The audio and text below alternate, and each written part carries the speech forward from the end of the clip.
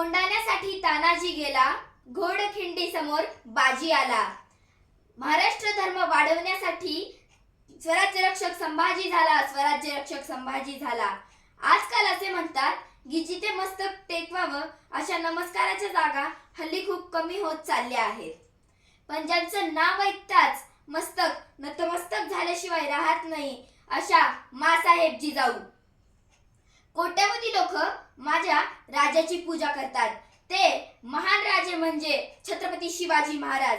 ये संभा मर सकता है लेकिन बेईमान नहीं हो सकता असे म्हणणारे छत्रपती संभाजी महाराज.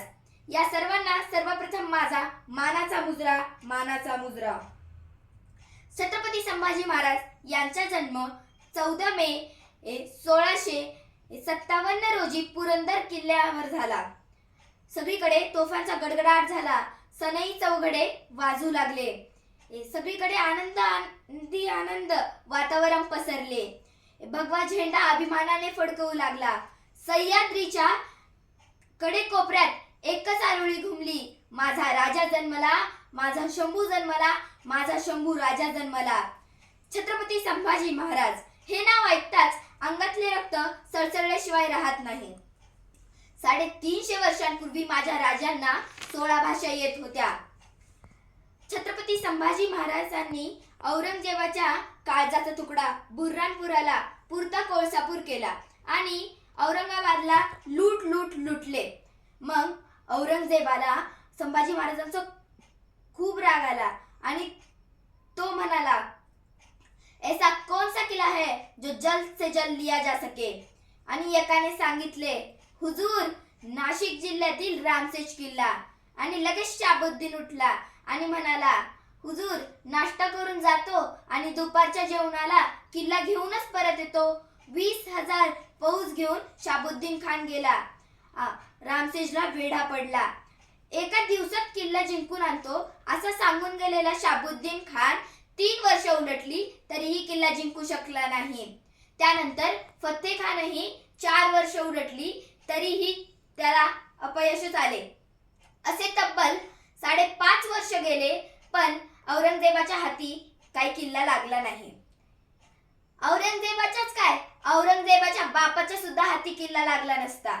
कारण की औरंगजेब लढत होता तो किल्ला जिंकण्यासाठी आणि आमचे मर्दमावळे लढत होते ते शिवरायांचे राज्य वाचविण्यासाठी.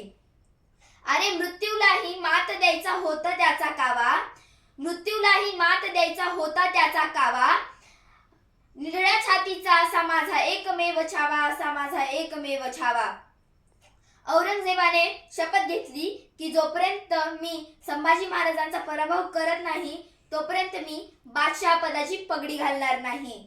आणि त्याला कधीच संभाजी महाराजांचा पराभव करणे शक्य झाले नाही आणि तो बादशाह पदाची पगडी न घालताच त्याचा मृत्यू झाला. औरंगजेब म्हणत राहिला, सचमुच छावा है छावा शेर का, सचमुच छावा है छावा शेर का. हमने आंखें निकाल दी उसकी पर उसकी आंखें झुकी नहीं हमारे सामने. हमने जबान काट दी उसकी पर उस जबान से उसने नहीं बोले रहम के 2 लफ्ज. हमने हाथ काट दिए उसके पर उसने नहीं फैलाए हाथ हमारे सामने. हमने गर्दन काट दी उसकी पर उसने नहीं झुकाई गर्दन हमारे सामने. छावा है छावा शेर का, सचमुच छावा है छावा शेर का. अशा या महान राजाचा मृत्यू 11 मार्च 1689 रोजी तुळापूर येथे झाला. शेवटी एवढंच म्हणेन, पाहून तुमचे शौर्य मृत्यूही नतमस्तक झाला, पाहून तुमचे शौर्य मृत्यूही नतमस्तक झाला. स्वराज्याच्या मातीसाठी माझा शंभू अमर झाला, माझा शंभू अमर झाला. जय हिंद, जय भारत. धन्यवाद.